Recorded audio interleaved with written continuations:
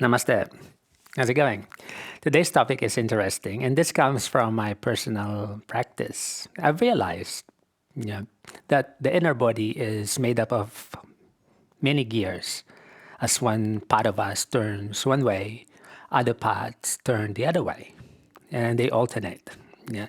And I use this technique in the practice of asana, mudras, and even pranayama. And that's how I feel the energy inside. It's not linear, it's not perfectly symmetrical.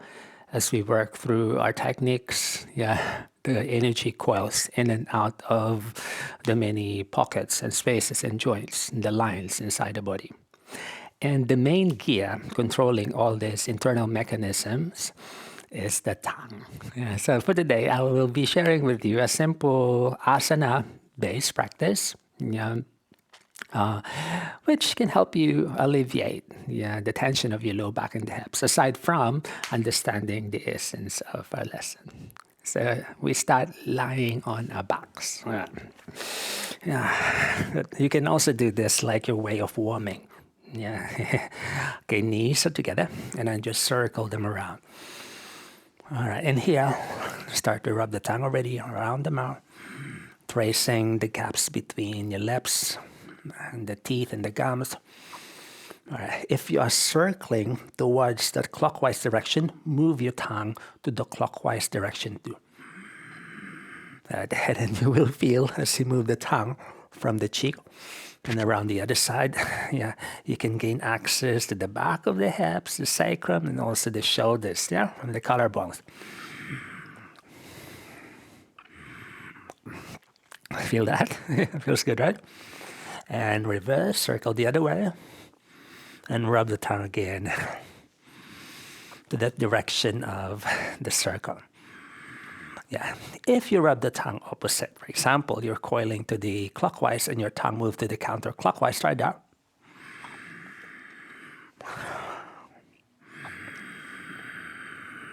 Yes, you can gain access to the midline. So if you're moving the tongue to the same direction as your motion, you gain access to the peripheries. But if you move the tongue opposite the motion, you gain access of the midline. Interesting, right? And reverse. But if I do this, I don't think too much. I just feel it, You can lift the head. Okay, and then from there, let the arms open, and then just relax the jaw. Like a little recovery as your legs fall. You can let the tension exit through the mouth. And you can allow the tongue to move side to side inside the mouth. Okay, now next, opposite arm lifts over the head and the spare hand grabs hold of the foot. And then from there, move the tongue, the same pattern as your body. And then you can rub in and out of the hips and the shoulders. Feel that? Like you can gain access inside. And then here, the rib cage and even the back of the shoulder blades. Like the tongue have its way of like irrigating those deep channels. And then do the opposite side. Lifts, and then the spare hand grabs hold of the foot. And rub the tongue around. The cheek. The top of your lips, behind the lips, and against the gums and the bottom. Okay, now, and then side to side again. Feel that? Okay, now, you're shifting to this side, so you can face the camera, and then the opposite hand grabs hold of the inner leg. Okay, now, what we're going to do with this leg, we're going to move it in a circular motion towards the knee and away from the knee. And at the same time, your hand, will, turn and then adjust your inner thigh bones away from the inner hip. Like as your knee moves to that direction, your inner thigh moves to the opposite direction. And then what you do with the tongue, You rub it from the bottom and around the top side. And you can also reverse from the cheek. Yeah. As the leg coils out, yeah, the muscles of the inner thighs move away from the groin, and the tongue goes into the midline. And that you can gain access here in the shoulder and in the back of the collarbone. You can also apply the Plavini pranayama, breathing to this side and circle the tongue around. Feels good, this one. Good. And you can sway that leg a bit of a side to side and reverse. Yeah? Let me face this way so you can see. Yeah. Opposite hand, yeah, towards the knee, and then you may move your hand, yeah, to rub the muscles and the fleshy part of the leg away from the groin region, and at the same time moving this arm long behind you, and rub the tongue, yeah, inside the mouth. My theory is that our bodies are made up of like compartments, circles, and as you move around the joints and together with the tongue, it brushes through the linings of those circles.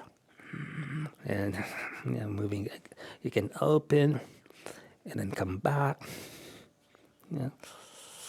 Plavini.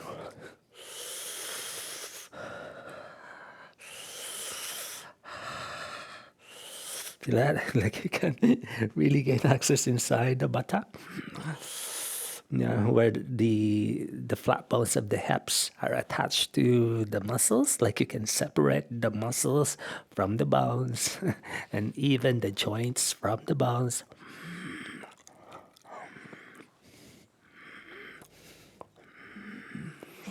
Good. And do the side to side again. All right, so keeping this motion, what we're gonna do, this knee will, or the leg will swing up and then grab hold of the foot and the opposite hand over the head and rub the tongue around with that direction. Yeah, can you feel that here? Yeah. Yeah. And the opposite side, rubbing in. You're gonna feel it here, here, and across that, inside that shoulder. I can hold that stretch longer, and you can do this like a swaying motion. Breathing in, exhale out. You may also do the Plavini.